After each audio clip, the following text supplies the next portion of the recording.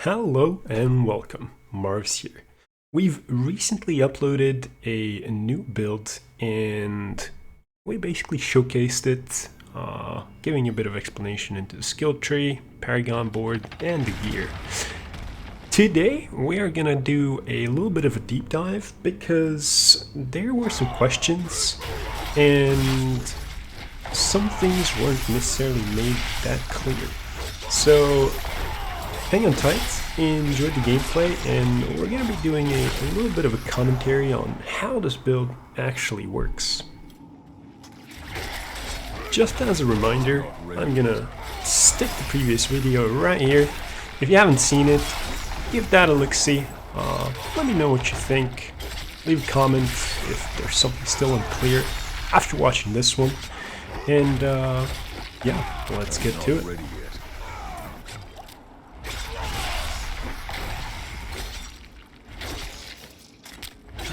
So, straight up, this build revolves around a couple things.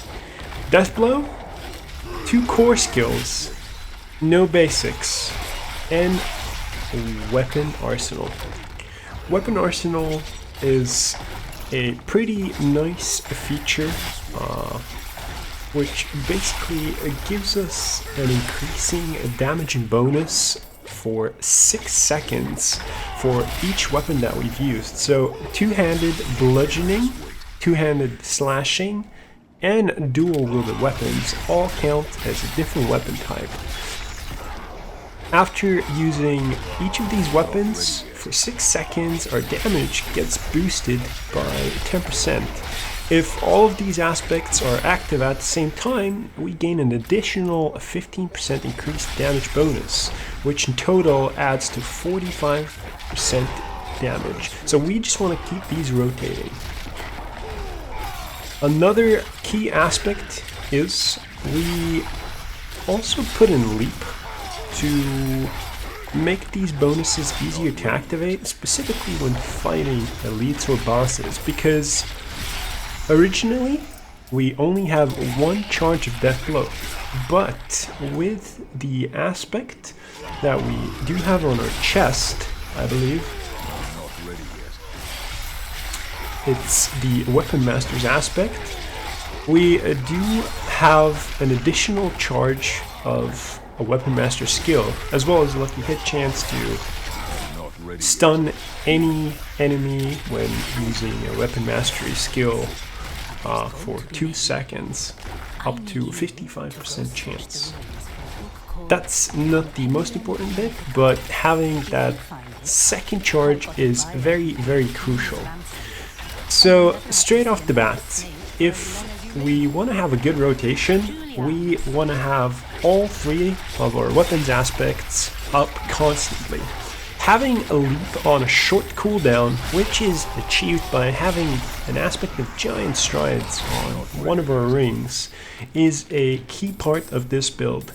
We are going to have our cooldown reduced drastically so we can keep leaping pretty much every 5 seconds or so, depending on if we jump on any enemies.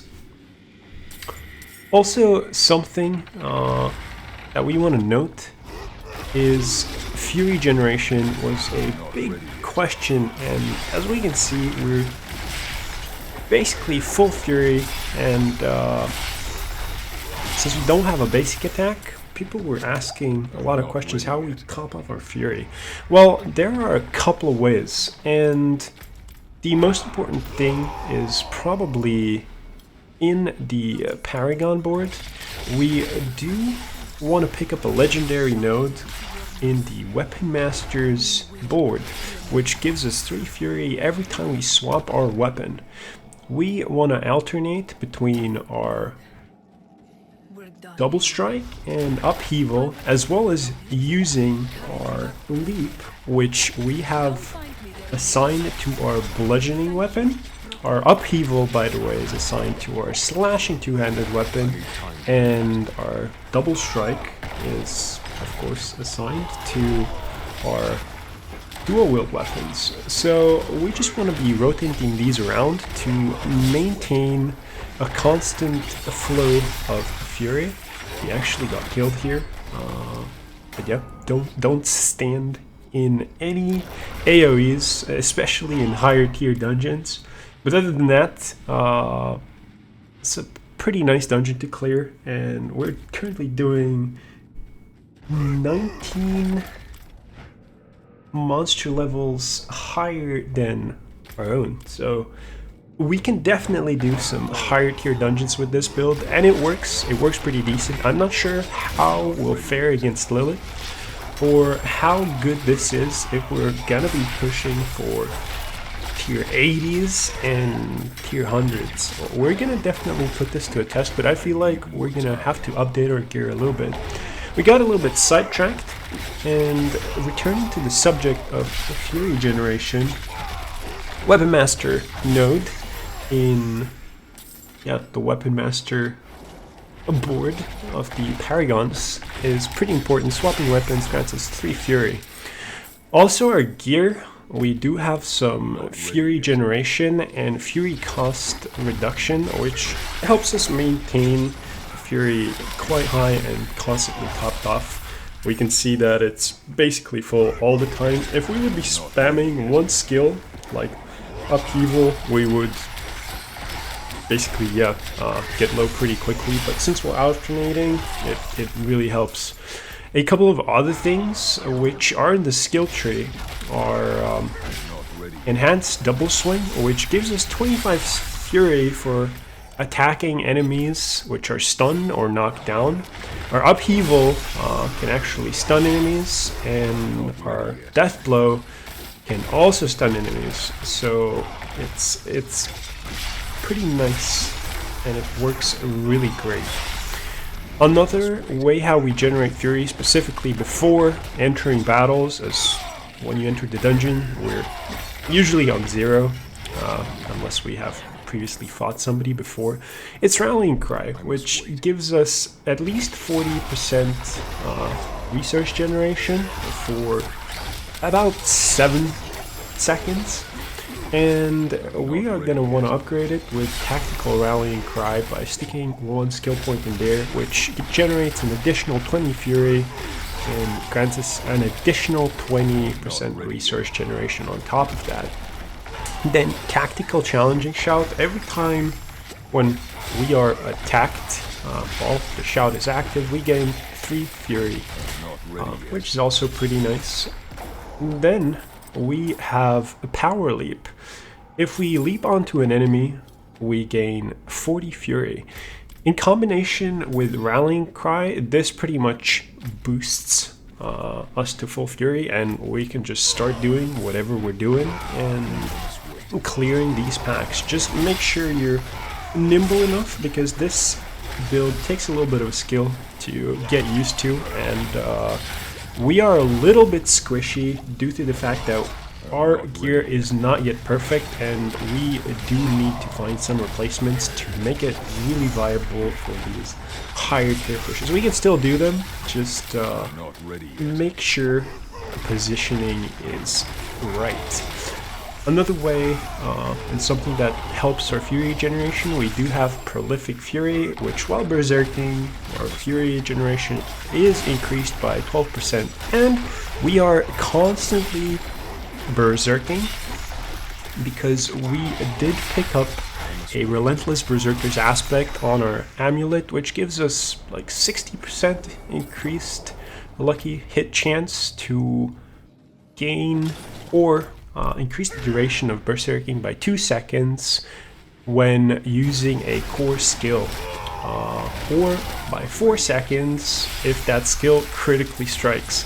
So we're constantly critically striking with this build, as our critical strike chance is above 40% when we're swapping weapons, which is amazing.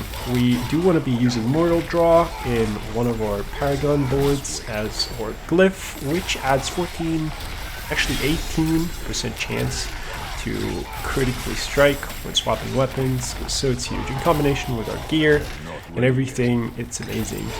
Wrath Glyph has the bonus when skills critically strike, we generate 3 Fury, so that's an additional Fury booster, and it helps out really, really well. So yeah, that's pretty much all there is to it. There's also Furious Impulse in the skill tree, which gives us 6 Fury every time we swap a weapon. So yeah, this build is weapons arsenal, and we constantly want to be rotating our skills, so it's pretty much self-explanatory. So that's one of the biggest questions, and yeah, let's see how we fare against the boss. I must wait. We do want to do positioning quite well. We do want to be leaping on our enemies to activate that one weapon arsenal bonus without actually using one of our death blows, just so we can get an additional 25% damage boost. And if we use 100 Fury, which we constantly do, as we do have 2 core skills, we do have an encroaching wrath aspect on our slashing 2-handed weapon, which basically gives us 200% increased damage to our next weapon mastery skill. So we can basically melt enemies with our death blow, because death blow is quite high damage and it recently got buffed. So yeah, I hope you guys enjoyed this build. Give it a try and let me know what you think. If you liked the video, feel free to leave a like. If there's any more questions, leave a comment and I'll try answering those. Mars out.